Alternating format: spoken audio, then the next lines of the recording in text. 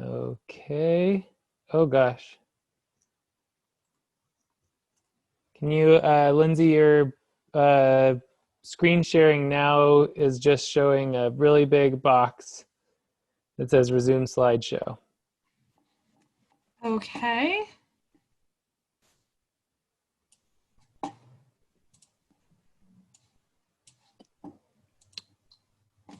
There we go. Perfect.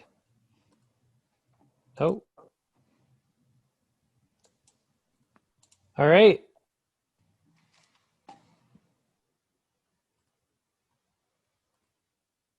Okay, welcome. It looks like people are starting to funnel into the presentation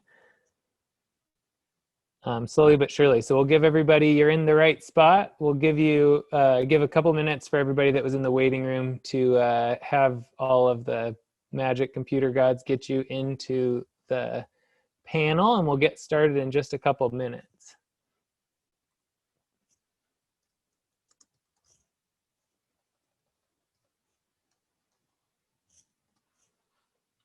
Okay.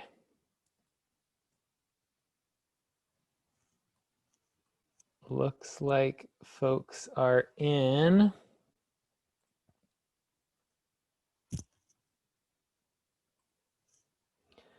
Okay, hi everybody. Welcome to the 20th annual Green Tour.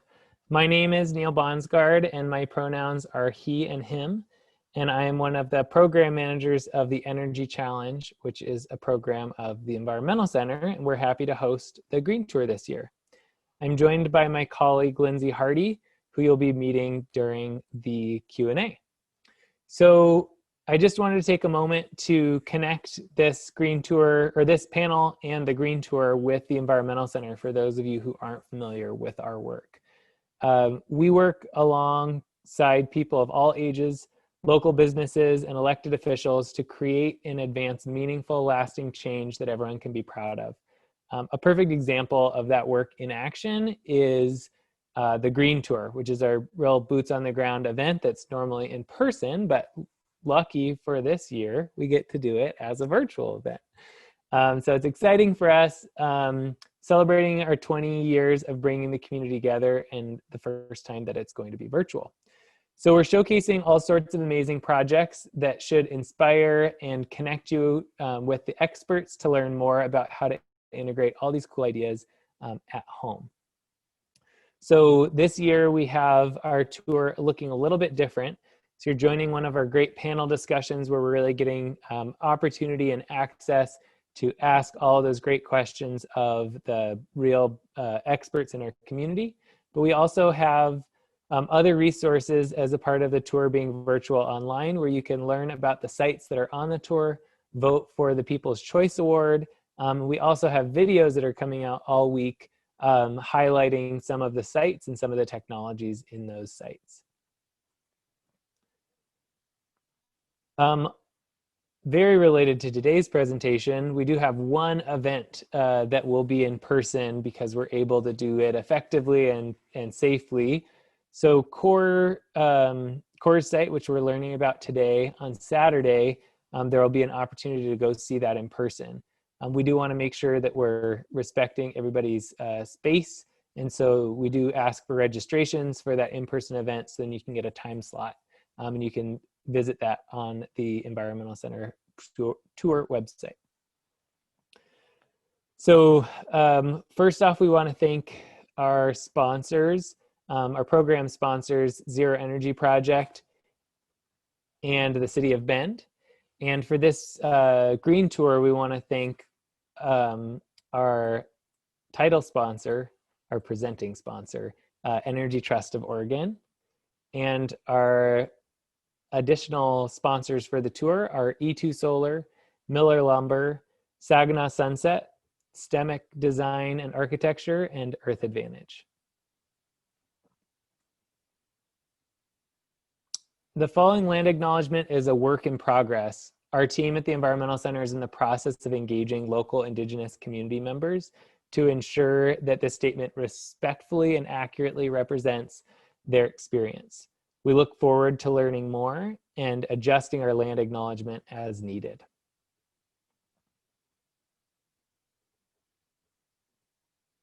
In Bend, Oregon, we are on the traditional territory of the Northern Paiute, the Wasco, and the Warm Springs tribes, which now comprise the Confederated Tribes of Warm Springs. Acknowledging territory shows respect for Indigenous peoples who called this land home before the arrival of settlers, and in many cases, still call it home. It's important to recognize that we are simply guests on this land. As host of the Green Tour, we can't talk about home and property ownership without naming the impacts of colonialism.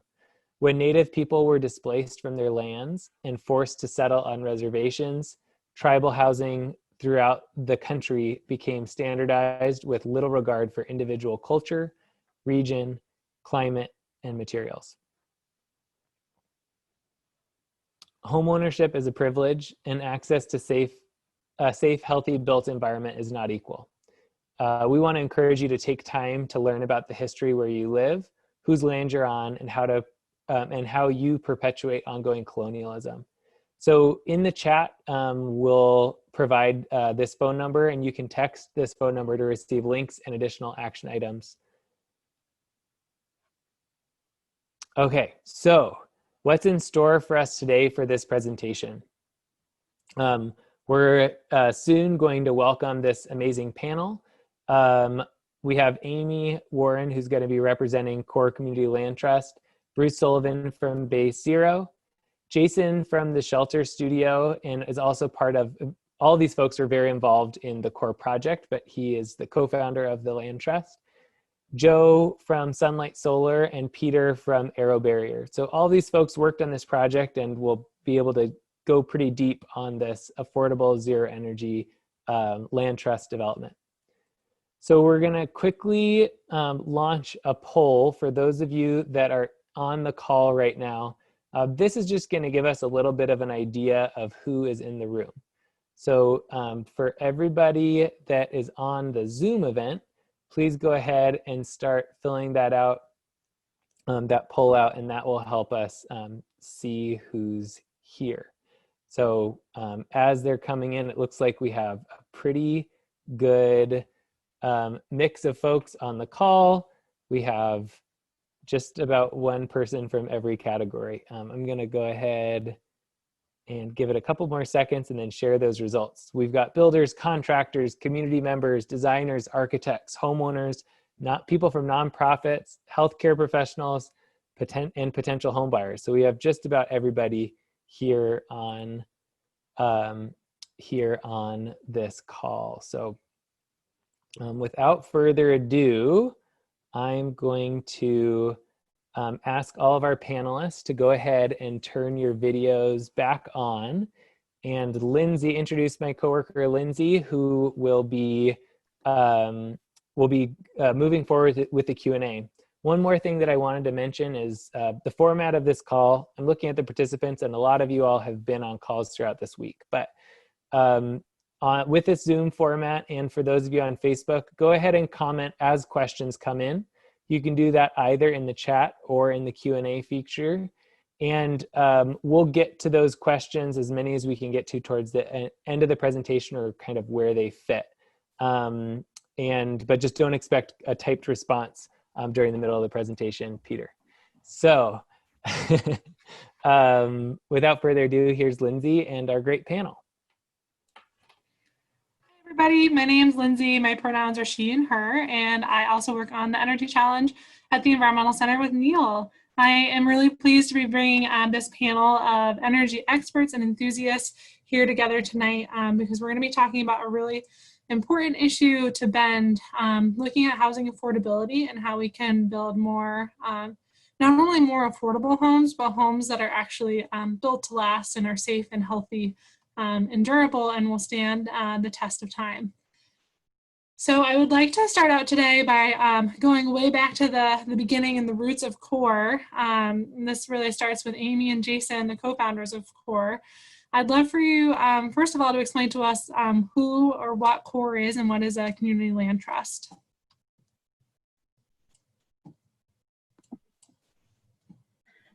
Sure.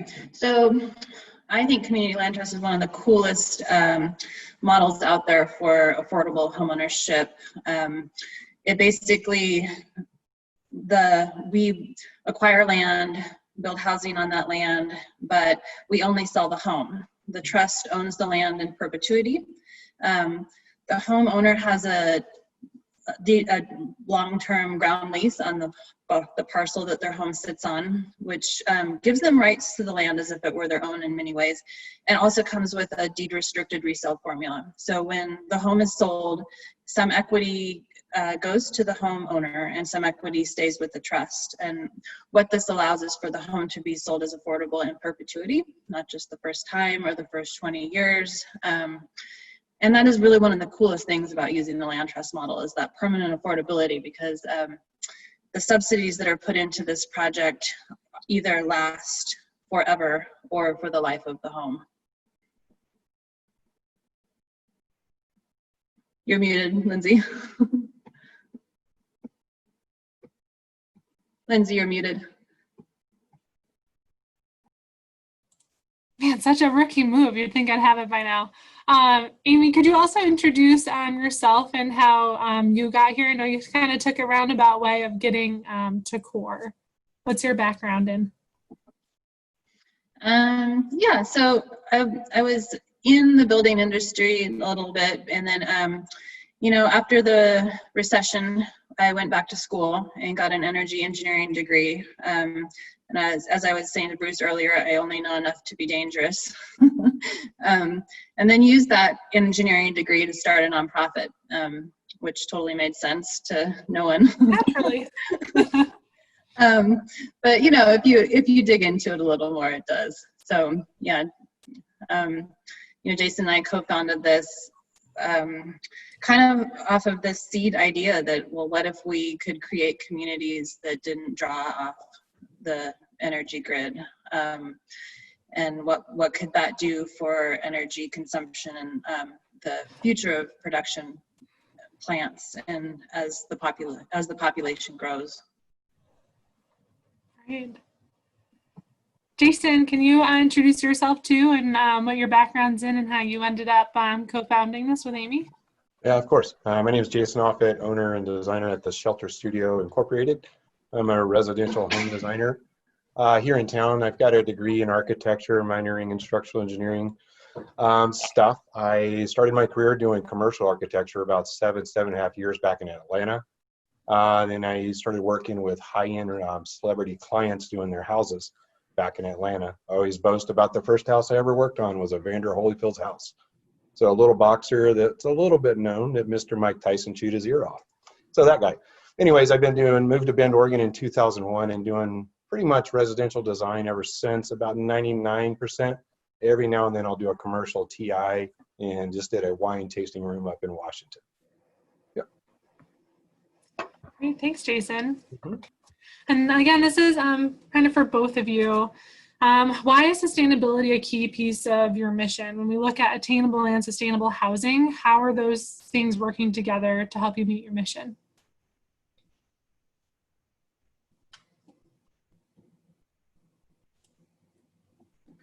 Jason, you looked like you were going to unmute. Yeah. Sorry. Yeah, go ahead, Amy. Okay. Well, gosh, when Jason and I founded this, that was a part of the discussion, that we didn't want one without the other. You know, it's part of his life and his career, and it's part of my life, and it's just I guess I see the world maybe differently than some, but that's just how it should be.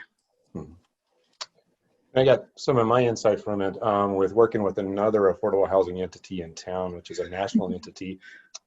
And hopefully, yeah, I'm unmuted. But another national entity in town where we were doing some sustainable housing here in town, and I saw that it could work. And I was just like, well, everybody should have the ability to attain sustainability in their home, not just the affluence. So it worked, and again, we moved it forward going with CORE. Great. All right, I want to circle around to all these experts we have here as well. Of course, you're all experts. But I want to now shift over to Bruce. So when I think of zero energy building here in Bend, Bruce is one of the first people that I think of. I know he's been involved in the industry for a while, so I'd love for him to share why you got involved in this and a little bit about what your background in business is. Well, thanks, Lindsay. It's great to be here again.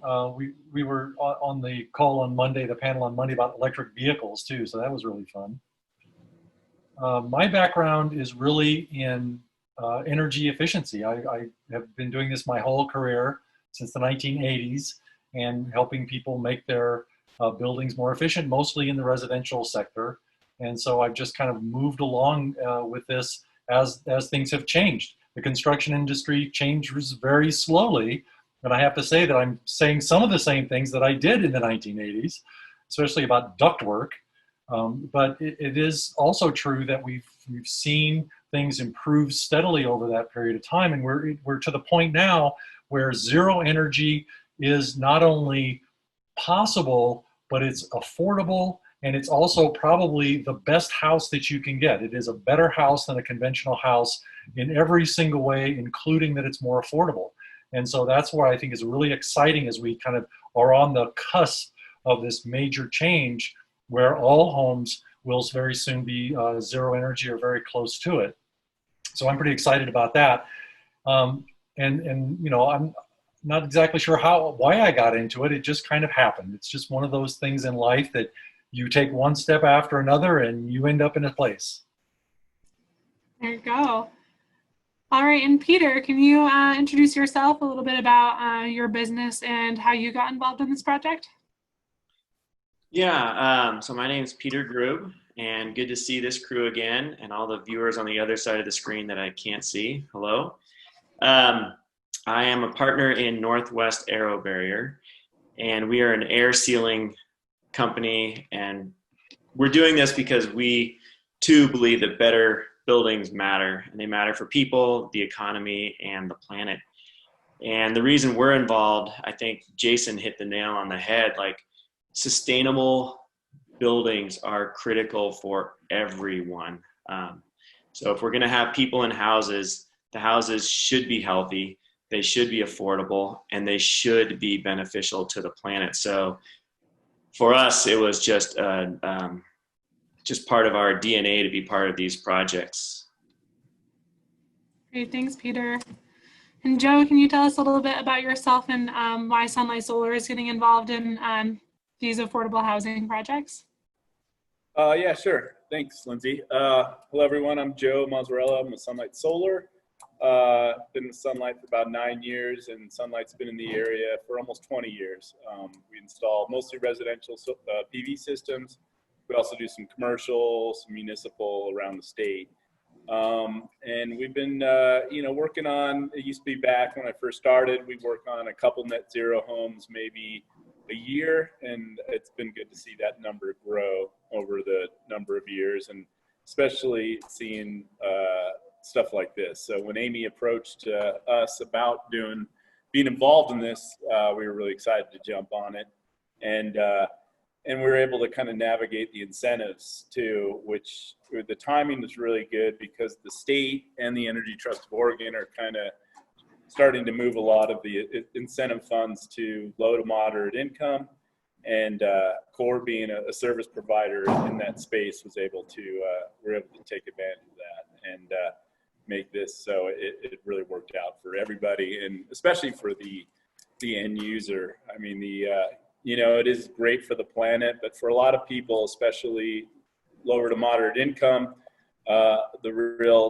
having no utility bills besides sewer and water, that's pretty good. That's pretty nice. That makes an affordable home even more affordable as it goes on. So really excited about being a part of this. And so so that's us.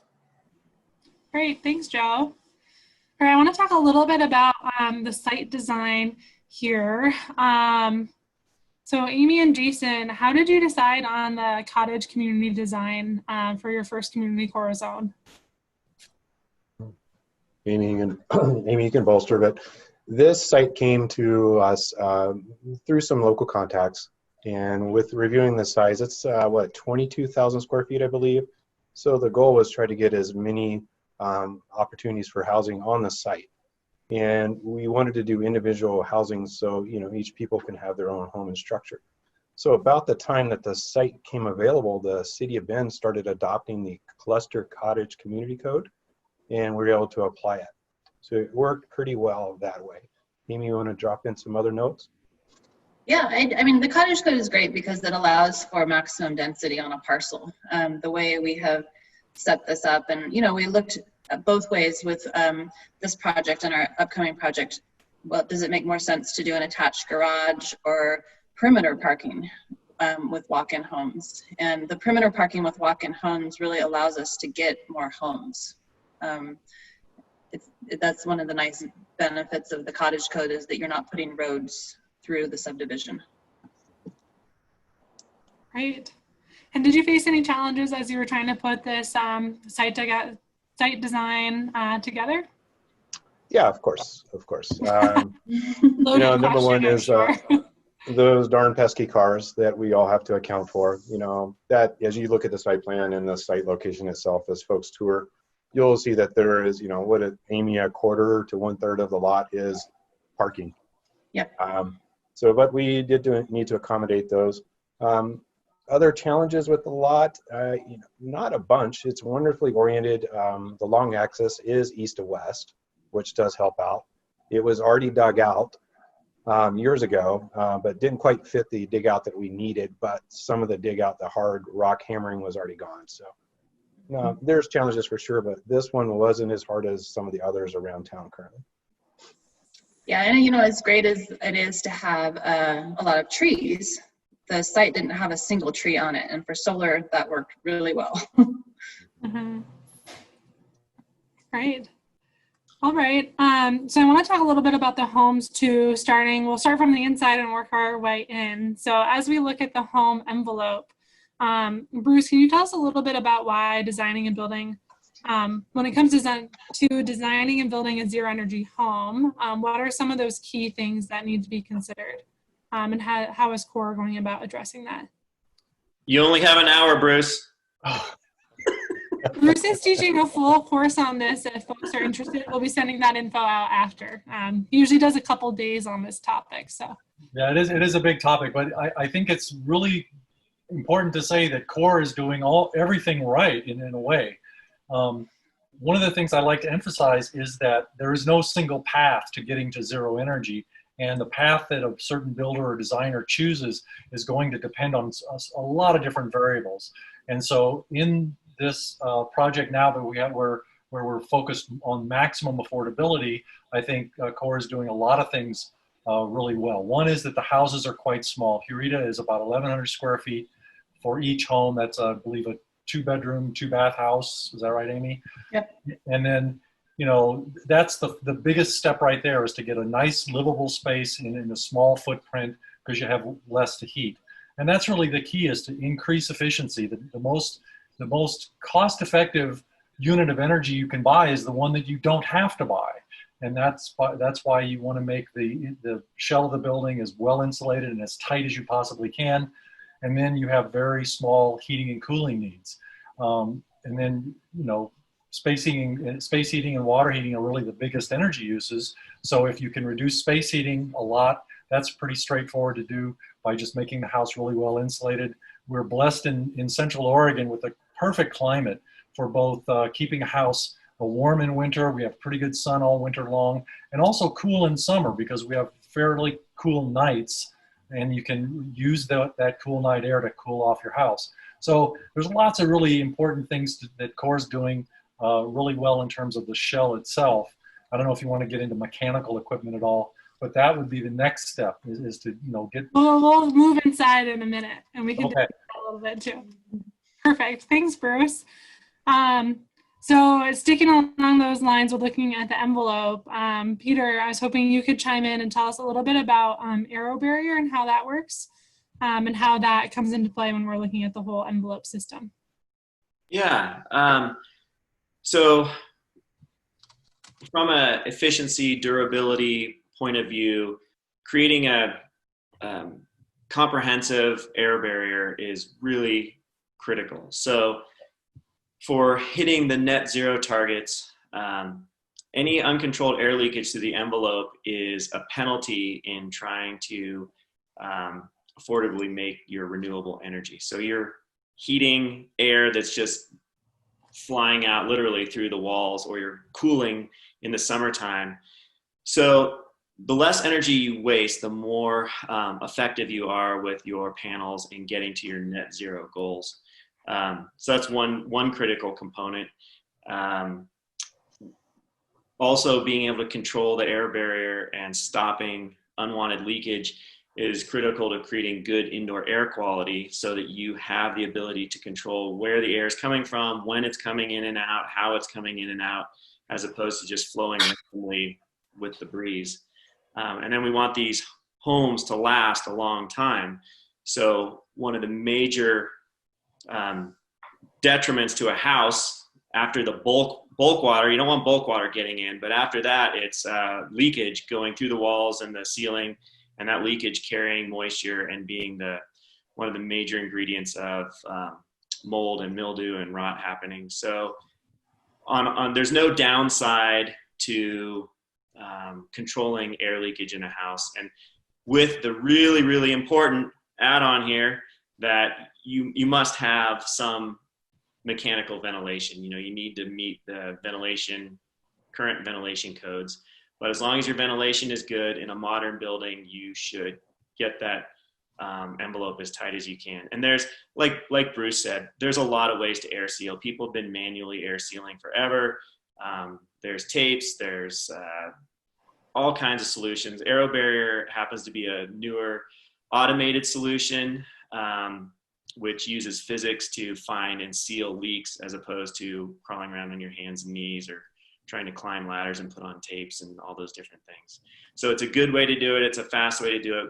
There's a lot of different ways. And AeroBarrier completes the air barrier of the home. It is not the air barrier. So you still, as a builder and a designer, you still need to be smart and intentional about what your air barrier is, whether it's your exterior sheeting layer or whether it's your interior drywall layer. We work together with the project team to figure out where that is, and then air barrier is the final sealing it all up and getting all the little nasty penetrations that are kind of impossible to find manually. Thanks, Peter. Yeah, and so when it comes to the design, it's really important then to get everybody at the table at the beginning and decide which route you're going to take and who you're going to be working with, to get everybody on the same page early on.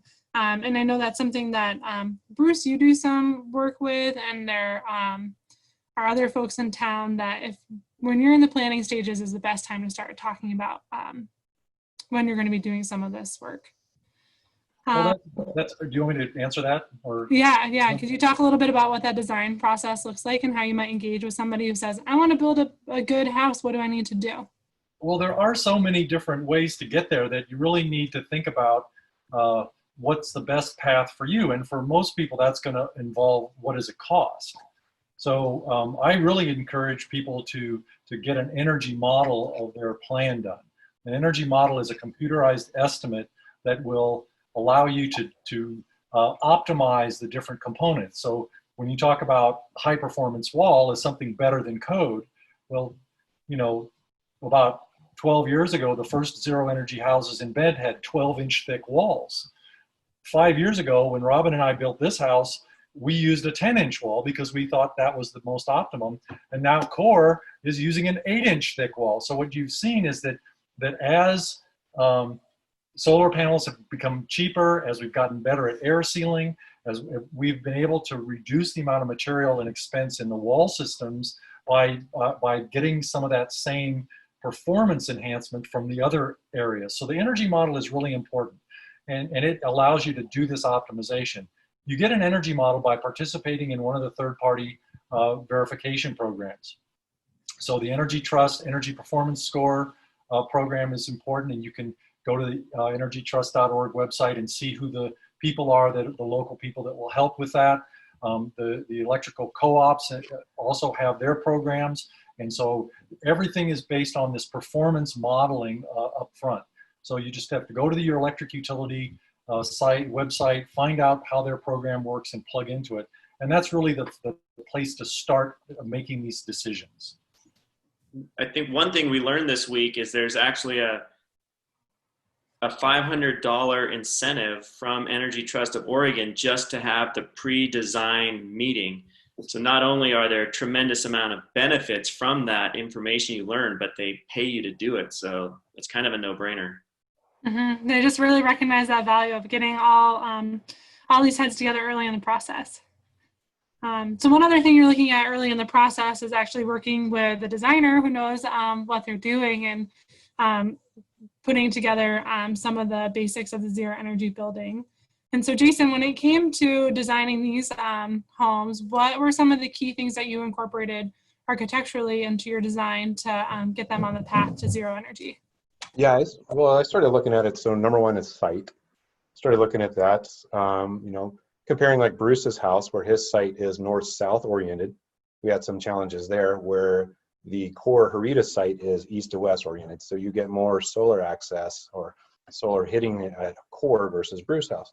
So we first identify that. Then perfect world is expose the long axis for Bend, Oregon only. Doesn't apply for Miami, Florida. But for Bend, Oregon only, apply the long axis to the sun as much as you can.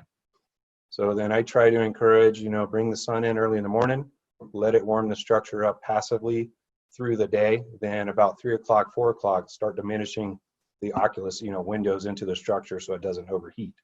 There's kind of like a base rule. You kind of take about 50%, what you can do, put 50% of your windows on the south and east and the remainder in other spots around the home. But site, number one, again, try to expose as much of the house to the sun and let it do its job. Can I make interject a comment here? Because there are a lot of sites that just don't have good solar. They have trees or they're pointed the wrong direction. You can do all of the energy efficiency measures on any home. It doesn't have to have solar. And so it always makes sense to build a really tight, well-insulated shell and then do all the other things that we're going to talk about, even if you don't have access to solar. For sure. I definitely agree with that. Because everyone think about it's really hard to remodel the bones of your home. So do the bones of your home really well, because you can come back in and change out your kitchen in 20 years, no problem. Kind of hard to go in there and open up that wall and re-insulate. So make the bones very well. Great. And then Jason, along the lines with the design, can you just give us a high-level overview of what these homes are like? Do you have a favorite feature that you were able to incorporate in them, as far as like ability, or just from this is somebody's house kind of perspective, not even just the energy side? Yeah, so for me, it's big and open feeling inside, and there's very little hallways. I'm not a big fan of hallways because they waste space. Yes, you have to get to spaces through hallways, but these homes don't have a lot of hallways. So basically one to go to the master, which is very short, and upstairs there really isn't a hallway. You go upstairs and land to the bedrooms. And again, that way we're maximizing the use of the square footage so it feels bigger without building bigger. Yeah, and you know, anyone who comes out on Saturday will have the opportunity to see that. They do not, when you walk into them, they don't feel like 1,100 square feet. They feel big and open and roomy, and the vaulted ceilings allow for a lot of breathability room. Just, you know, it'll be great to have folks stand in there and feel that.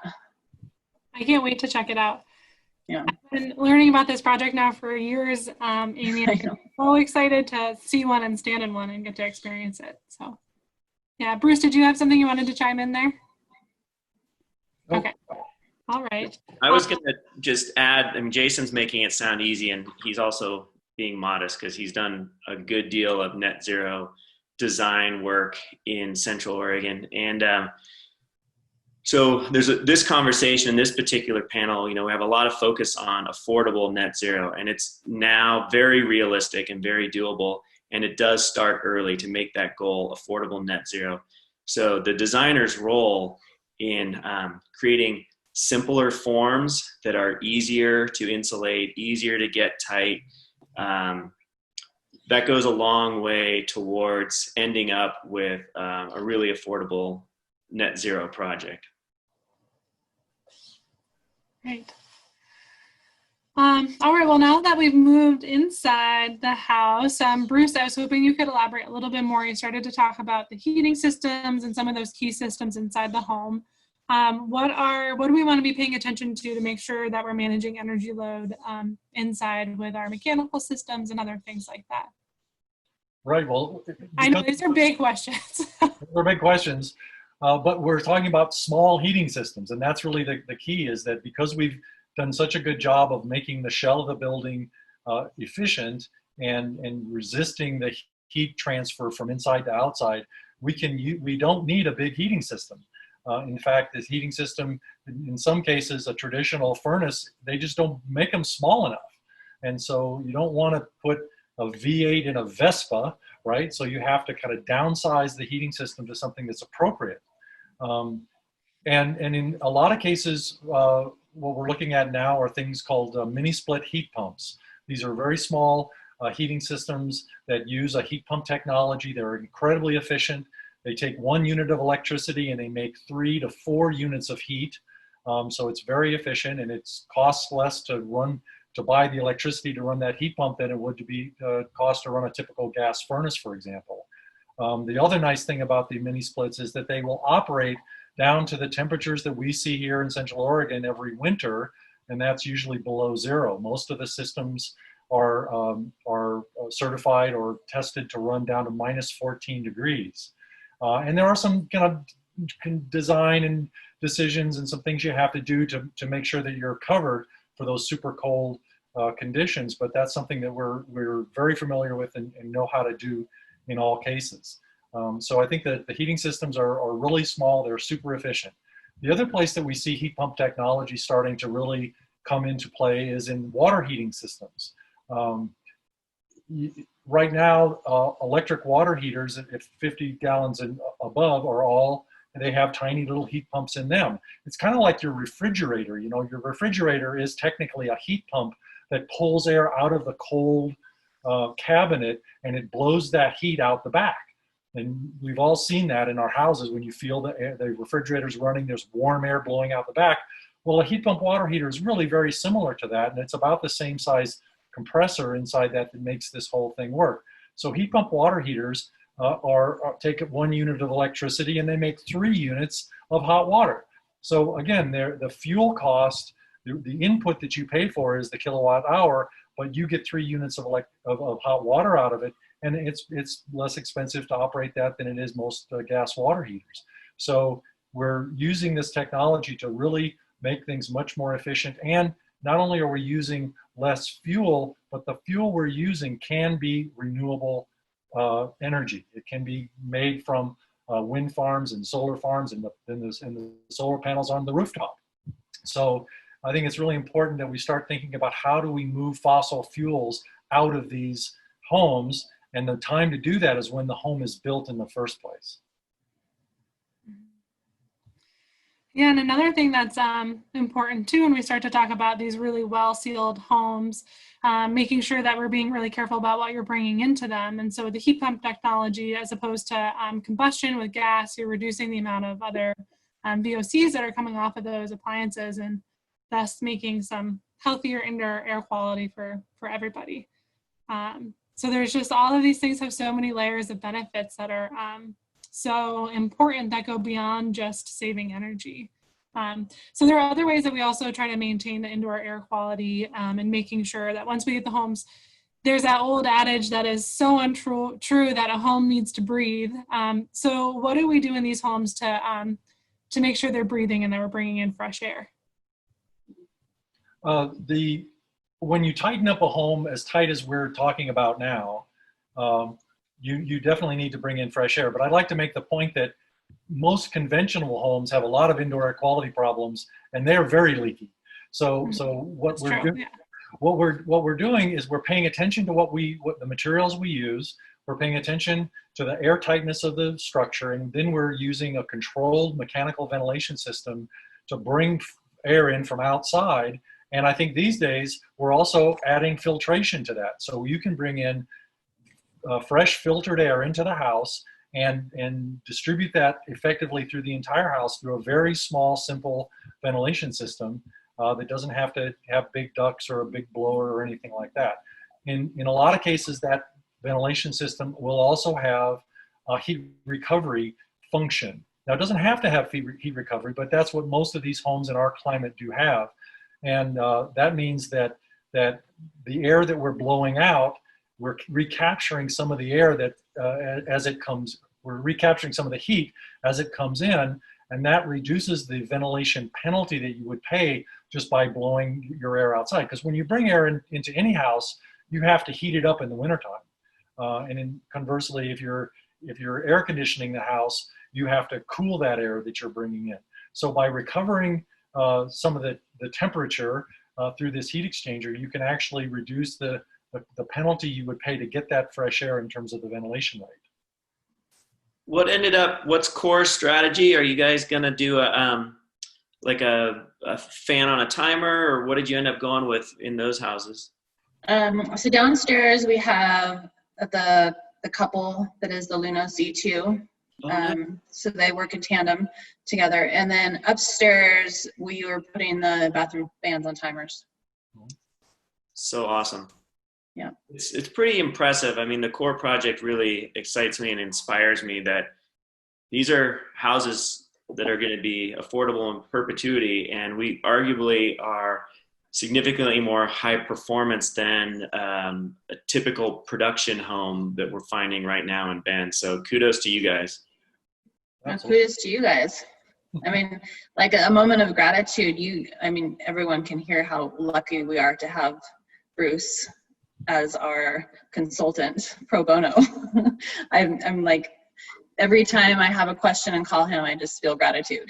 And then, Aero Barriers helping us out with a ton of in-kind support, as is Sunlight Solar. And with the ventilation system, we got these cool new kind of new on the market doors called Van Air, and the doors actually vent through the door. So it can bring that fresh air that's running through the house through a closed door. So like those were from Building Solutions, got us some of those at cost. There's just so much gratitude that goes into this project to make it happen. It wouldn't be, I'm just floored as I listen to all this every time of how much we've been able to do because of support. Awesome. Well, I know there's a lot of huge conversations. They've even come up during the Green Tour about affordability in Bend and affordability of land. And there's a lot of wringing of hands and gnashing of teeth. But I think what motivates people is when there's actually solutions happening. And so with you guys, and we heard a little bit from Habitat, like there are real solutions happening, and it's a model of how it can happen. And it's the vision. And I think that kind of empowers people when you aren't just worrying about it, but you're doing something about it. Yeah. Amy, can you repeat the name of the system that you're using? Did you say it was a Lunos? And you're muted. I am a rookie, Lindsay, so it makes sense. That's okay. They're the Lunos E2 ERVs. They're in wall, yeah. All right. We have a few questions coming in too that I want to make sure we squeeze in here as we go. I have somebody asking about the technical definition of zero energy.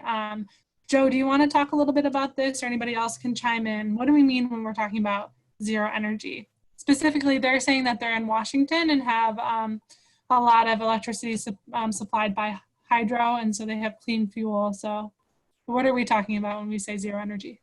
Yeah, well, basically zero energy means in a nutshell, you produce your annual usage amount of kilowatt hours or electricity you use annually, you produce on site is kind of net zero. So traditionally you'd have to be all electric because you can't really produce natural gas on site or offset natural gas. There are some formulas now with Energy Trust and other entities where they can, if you overproduce, you can apply that to the natural gas for the carbon footprint side of it. But traditionally, it's you produce all your energy on site. A lot of this is done through net metering, and I don't know what your utility is in Wenatchee or what the net metering policy is, but here in Oregon, basically for at least the Energy Trust, like Pacific Power and PG&E or PGE, is what you can do is in order to get to net zero, you're going to produce probably 3 times more than you will in the summer than you do in the winter, but you're probably going to be using 3 times more electricity in the winter than you do in the summer. unless you're really into air conditioning. So the way Pacific Power does it in PGE is if you can take those credits, you will overproduce if you're net zero in the summer months. So Bruce at his house most likely overproduces all summer long and basically banks credits for all the electricity that he overproduces. And then he starts tapping into those in the winter months when he starts to use more electricity because of his electric heat and such. And he's producing less because the daylight hours are less. It's cloudier, it's shadier generally because the sun is lower. So you take those credits, you basically bank those credits and you try to get to net zero. Now on our end, when we get to these early design meetings, it's very important to be talking with somebody like Bruce or somebody else that does an energy analysis of the home based on all this stuff that a lot of us really don't understand. Like people call me and say, hey, I'm building a new home. How much solar do I need to cover all my electricity? And I'm like, I don't know. I mean, this is something that's a professional needs a deep dive into like these guys are talking about the systems, how tight is the home, the mechanical units, the windows, the insulation, everything that is beyond our scope. But someone like Bruce will come up with a number. I think these core projects are supposed to use around 6,000 kilowatt hours a year. And so we know how to size the system based on the tilt of the roof, which Jason was nice enough to give us some south-facing roofs with minimal shade. And then the orientation, like I said, south is best here. East and west can work if it's not too steep. And then we look at the shading. We have special instruments that detect that. And then we can come up with a number of panels and wattage that will satisfy net zero. Now to the viewer's question about we also use a lot of hydropower here, especially through our co-op electrical providers, Central Electric and Midstate, for example. And I think their power, it's over 90%, I think, that they get from the Bonneville Power Administration, which is, you could argue is renewable now that it's set up. Yeah, I mean, they do use, but it wasn't renewable to get it started. And the dams probably, most of them aren't going anywhere. And that's kind of a whole nother discussion, whether a hydropower through large dams is renewable, but it is very low carbon at this point. And so that's great. But as far as getting to net zero, the technical term is you produce all your power on site. Feel free to add anybody. These guys all know about this too. I'd like to add one thing about what you're talking about with hydropower in the Northwest is basically zero carbon electricity. But since nobody's building new dams, right, that any new growth in the system, any load growth has to be supplied by something else. And I think that we all have our responsibility to kind of, if you're building a new house, for example, or you're expanding a house, you take some responsibility for that additional load that you're putting on the grid. And that's where zero energy makes sense at an individual level, beyond the fact that it just saves you a lot of money and it gives you a more valuable house. There is this kind of a social contribution that you're making by not demanding more from the grid. It's absolutely true, and I agree. Also with your vision of that, and because you're right, they're not making any more dams. If anything, they're going to take some out, and it seems like people are going to keep moving here. I don't know if you've noticed that, and so it is there is some more, and it'll be interesting to see where these co-ops go for their power after that, and once it's tapped out, are they going to start building solar farms themselves or wind farms or something more, something renewable? And the way that the political winds are going, as far as here in the state anyway, it's the legislature is definitely and the leadership has made an intention to get all of our power from renewables in the not so distant future. So yeah, question for Joe and Bruce. Is there any estimates of when the state of Oregon may hit grid parity similar to Hawaii and California? Not a concrete number as far as when that might happen. A lot of that has to do with things it's hard to tell is how much more affordable will solar get. There is a bottom as far as there is, as far as we've seen it dropping quite a bit since I've been in the industry, almost 10 years now. And so almost in half of what it was, which is pretty awesome. But our electricity, I think, will start to increase in costs as we see a lot more of these fires and everything and climate events happen, which looks like they're not going away anytime soon. And, I think we're going to start, the infrastructure is going to have to be beefed up. Someone's going to have to pay for that. So as right now, we're still insulated a bit by out-of-state coal, unfortunately. Which is relatively inexpensive, and the hydropower from paying what Hawaii and California are paying. I mean, Hawaii is probably paying 40 cents a kilowatt hour. Most of us are paying 8 to 10 cents a kilowatt hour. So you see it everywhere in Hawaii, and that's one of the reasons why. Not to mention they're basically at the equator. You get a lot of sun. Mm-hmm.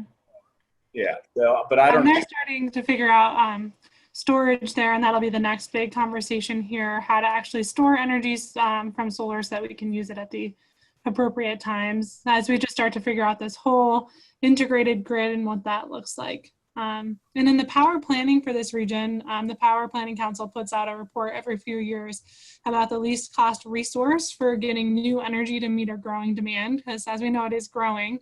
And the last report identified energy efficiency as the least cost resource. So as we look at buying new homes, the cheapest way for us to get our energy right now is to use less of it. It costs less to invest in efficiency than it does to build a new power plant, which is a really important message to get out there as we're looking at building these new homes that people think cost more to build. That's just another important part of the conversation too. Yeah. Peter, I know you had something. It looked like you wanted to pop in there a few times. Well, I was just going to add, we started this kind of thread about what is net zero energy. And so on a big high level, it's the ability to fit the renewable power onto the house on site. So in theory, you could build a pretty bad house and have 2 football fields worth of solar panels and meet the definition of net zero energy. In no way would I suggest that's sustainable or a good idea, but just to get people's wheels kind of turning on what is this whole concept of net zero energy. It is through the design, through the systems you put in it, having the ability to put the panels on the house to supply what you need. So there's even a program that's zero energy ready, meaning that you've done the work and the planning and the design that you have the ability to fit the panels on. So if for whatever reason you can't get the panels on right away, you at least have the roof area you have facing anywhere but north. So it sounds silly, but you'll go around town and there's actual roofs that have no south, east, or west ability to hold panels because they're shedded to the north. So you have to be thoughtful about your roof a little bit, thoughtful about your conduit, thoughtful about your panel and your shell. And if you do those things, back to the model we talked about, the model will say, okay, you have the ability to fit this amount of solar capacity on your roof, and you could make this house net zero. And there are still incentives for zero energy ready, because this is a path that we're on, even though the technical challenges are pretty small now. Like, we know how to do this. There's a pretty good formula. It's not hard anymore. We are still on a path, both for existing housing stock as well as new housing stock.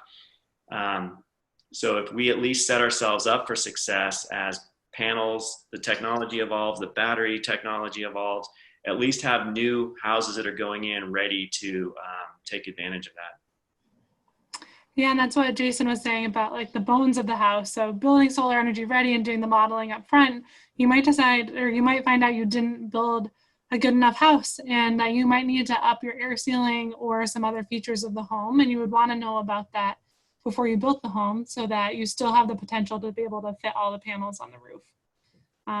And just knowing that you, at the very least, can put solar on the house and have the right orientation, even if you're not getting down to zero. Because Joe can probably tell you a lot of really painful stories about having to tell people, like, you can't do it on your roof. Joe's job would be a lot easier, huh, if you could just put solar on every house who wanted it. Yeah, it would be. Yeah. Said it was going to be easy. I mean, my house is a great example. I have some beautiful ponderosas around it. I had to build like a pergola off my deck so I can have solar, and it was awesome. But but I didn't want to take down a 80-year-old, 100-year-old tree. It shades the house nice, and it's nice. So it's yeah. That being said, you can always get creative. So just you shouldn't rule it out. Ask the experts. But yeah. It's hard. I wish the guys that built my house though in 1976 would have used the same technology you guys would have. My little 3.5 kW would be enough. Yeah. All right, we have a question here I want to circle back to, and then talk a little bit about kind of the future of core and what housing affordability looks like. So before we kind of wrap up, how well does radiant floor heating perform compared to options like mini splits? Who wants to take that one? I'll take that one since I've lived with both.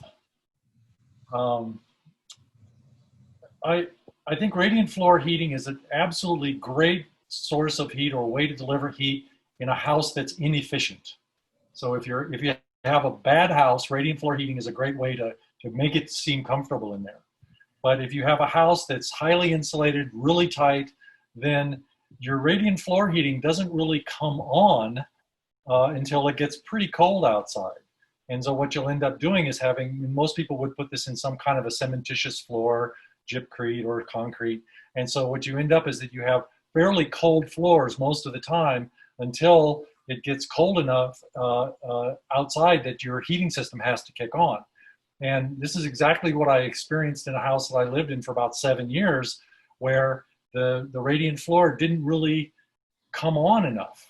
And now that I live in a super efficient house where all the surfaces around me are very warm, the drywall's warm, the floor is warm, I don't really feel like I need to have radiant floor heat. So that's my take on it.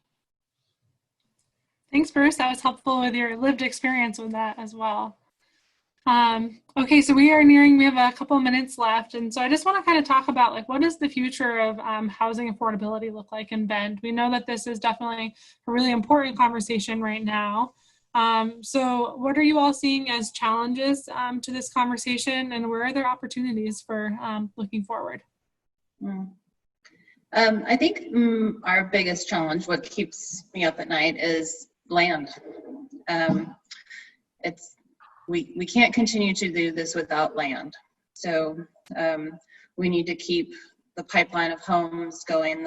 I don't know that, we have some amazing affordable housing providers in Central Oregon between Habitat and Housing Works and ourselves and Pacific Crest, and I know more are moving in, but it comes down to having the land to serve the need, and the need continues to grow.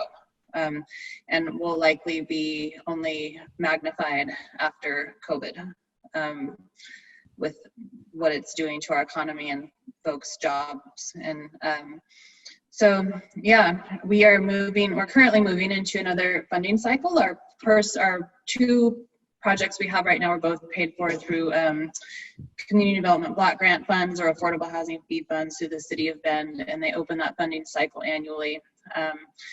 Their request for proposals comes out in October, and so we're very actively right now looking for land.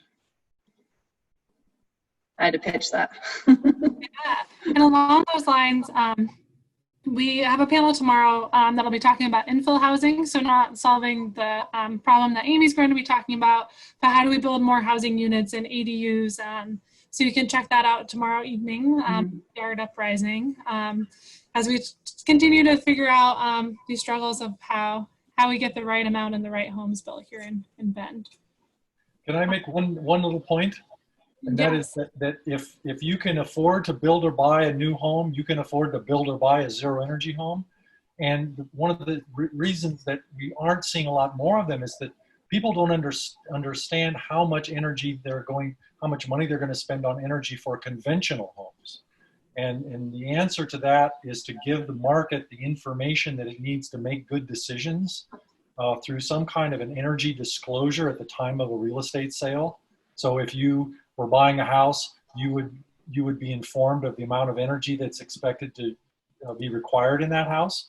And that's part of the climate action plan. One thing that they're thinking about in the Bend Climate Action Plan is how to make that kind of energy disclosure part of the system. And I don't know where that stands right now in that process, but we really need to push that through. Mm-hmm. Something that's still in the works. I hope we all can stay tuned and really engage the community in that conversation of why it's so important to have the energy use disclosed. All right. Did anybody else have a wrapping up comment you wanted to share? All right. I have a million wrapping up comments I want to share, but I know we're out of time. Amy, if you want to share something, I'm just going to pull up our last slide here. So feel free while I am moving over here. Okay. Well, with the last question, I wanted to pipe in, but I was on mute because the UPS man pulled up and my dog was barking.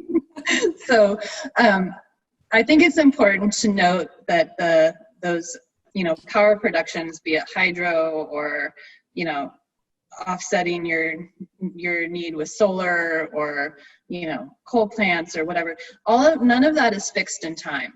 And with the very potential of us moving into a water crisis at some point, hydro is not fixed in time, neither are the rates. So it's our philosophy that the most important thing we could do is as much passive work as we can to make that home net zero. And that is, like what Jason and Bruce were talking about with the envelope, and then, offsetting the needs by using energy efficient appliances, LED lighting.